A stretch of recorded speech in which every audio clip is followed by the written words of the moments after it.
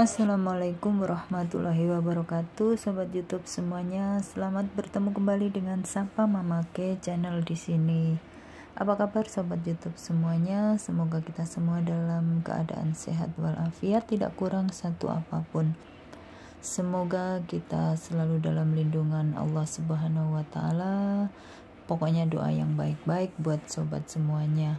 Sebelum lanjut videonya, jangan lupa untuk selalu support channel Sapa Mamake dengan cara subscribe, like, share, and comment. Dan jangan lupa pencet tombol loncengnya agar selalu mendapat notifikasi dari video-video saya yang baru. Sobat YouTube semuanya, di dalam kesempatan ini kita akan sharing ya sobat semuanya. Tidak ada yang lebih pintar, tidak ada yang lebih menguasai atau apapun. Di dalam video kita selalu sharing and caring. Dalam kesempatan ini kita akan bahas mengenai cara menghadapi orang-orang yang negatif ya sobat semuanya ya. Nah, itu tidak menutup kemungkinan bahwa diri saya sendiri pun termasuk di dalamnya. Kita sama-sama belajar, sama-sama berusaha untuk menjadi yang lebih baik. Seperti kita ketahui bersama bahwa setiap orang memiliki watak-wataknya mereka masing-masing. Ada yang baik, ada yang perhatian, ada pula yang pemalas dan lain sebagainya.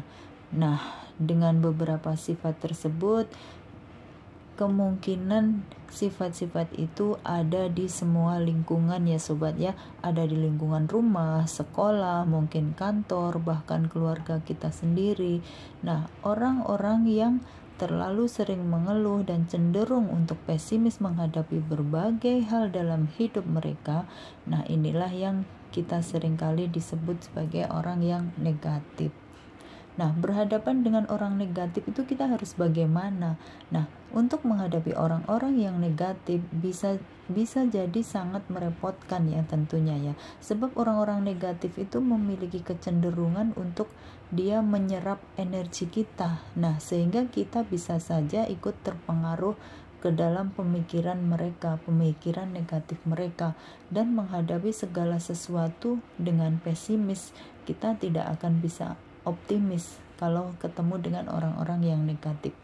Misalkan kita bisa bayangkan ya, dalam kondisi penuh tekanan atau dalam kita untuk mencari solusi, orang-orang negatif tersebut justru sering mengeluhkan hal-hal yang tidak penting, seperti misalnya bagaimana mungkin kita bisa terjadi, siapa yang salah, dan lain sebagainya. Nah, cara menghadapi orang yang negatif tersebut itu ada beberapa hal ya sobat semuanya ya. Antara lain, kita bisa saja mengabaikan. Nah, abaikan saja semua komentar mereka yang negatif. Biarkan, bahkan jika memungkinkan lebih baik kita meminimalis keadaan yang mengharuskan kita untuk berhubungan dengan mereka. Jadi jangan menerima ataupun kita sebisa mungkin untuk menjauhin ya, dalam artian bukan kita untuk tidak mau kenal ya sobat semua. Intinya kita mengabaikan saja, karena itu hanya membuang energi. Yang selanjutnya adalah kita perbanyak diam aja, tidak usah menunjukkan reaksi. Nah, perbanyak diam saat menghadapi orang yang negatif, dan sebisa mungkin hindari berdebat ataupun berdiskusi dengan mereka. Nah, ini bisa kita coba ya sobat semuanya. Kita bisa lakukan, tidak perlu kita membuang-buang waktu untuk mengkhawatirkan apa yang mereka pikirkan. Yang ketiga yaitu kita nggak perlu menceritakan rencana kita kepada mereka. Nah, kenapa demikian? Kadang-kadang kalaupun kita akan menceritakan ke mereka, kita bisa dibilang tidak berfungsi juga ya. Kita harus selalu pastikan mereka akan melakukan sesuatu yang positif kepada kita. Kita jangan biarkan mereka mengendorkan semangat kita dengan komentar ataupun sikap negatif mereka. Nah, jadikan komentar mereka itu sebagai sesuatu yang positif ya sobat semuanya. Nah, dengan demikian kita bisa hindari hal-hal yang kurang baik ya sobat. Saya rasa kita juga perlu juga ya untuk mengacuhkan komentar negatif mereka, namun kita tetap menghargai mereka ya sobat semuanya. Seringkali kita mendapat kesempatan ya untuk berbicara tentang orang-orang yang demikian ya. Nah, pujilah saja mereka. Dengan mendengarkan komentar positif kita, mereka dapat mengubah cara mereka memperlakukan kita. Kemungkinannya mereka akan merasa kurang enak dan akan mencoba untuk menjadi teman yang baik buat kita. Nah, jika ini terjadi, berarti kita memiliki lebih sedikit masalah. Jika tidak, toh kita tidak menambah masalah juga gitu. Jadi kita tidak bisa memuji, maka jangan mengeluh atau mengatakan kata-kata buruk tentang orang-orang negatif tersebut. Lebih baik kita tetap untuk diam saja. Nah, jangan biarkan mereka untuk mencampuri hidup kita. Biarkan saja. Kita tidak dapat bergaul dengan orang-orang yang negatif dan berharap untuk menjalani kehidupan yang positif. Selain itu, kita tidak dapat mengontrol perilaku negatif seseorang, tetapi kita dapat mengontrol berapa lama kita berpartisipasi untuk di dalamnya, dalam artian di dalam kenegatifan mereka. Lakukan meditasi ya. Meditasi ini memperkuat kesabaran dan ketabahan batin kita untuk kita menjadi begitu kuat sehingga hal-hal kecil itu akan berhenti mengganggu diri kita. Bangun kesadaran bahwa tidak ada orang yang sempurna. Kita memahami setiap orang.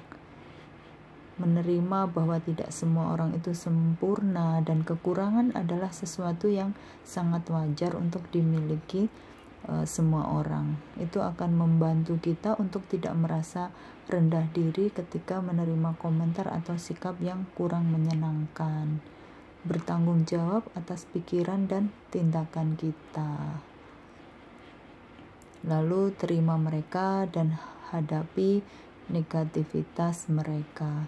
Cara mengatasi orang negatif terakhir dalam kesempatan ini yaitu kita harus hadapi kenegatifan mereka. Kita bisa saja ada di mana kita tidak bisa untuk tidak berurusan dengan orang negatif karena mereka adalah mungkin teman atau keluarga atau bahkan orang terdekat kita. Nah, kita bisa belajar untuk menerima mereka apa adanya karena mengubah mereka itu tidak akan terjadi atas kehendak kita sendiri. Kita fokus untuk memilah mana komentar atau sikap mereka yang perlu diabaikan atau dipertimbangkan.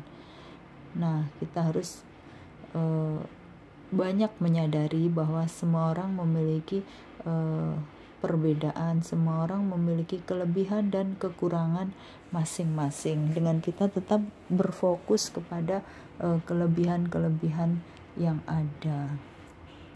Tentunya kita harus pandai-pandai dalam membawa diri kita, di mana kita harus ngikut, di mana kita harus menjaga, bagaimana kita harus meyakini atau kita bisa memilih ataupun memilah. Oke sobat semuanya, mungkin sharing kita kali ini cukup dulu. Nanti kita sambung dengan topik yang lain. Semoga selalu dalam keadaan sehat walafiat. Assalamualaikum warahmatullahi wabarakatuh. Bye bye.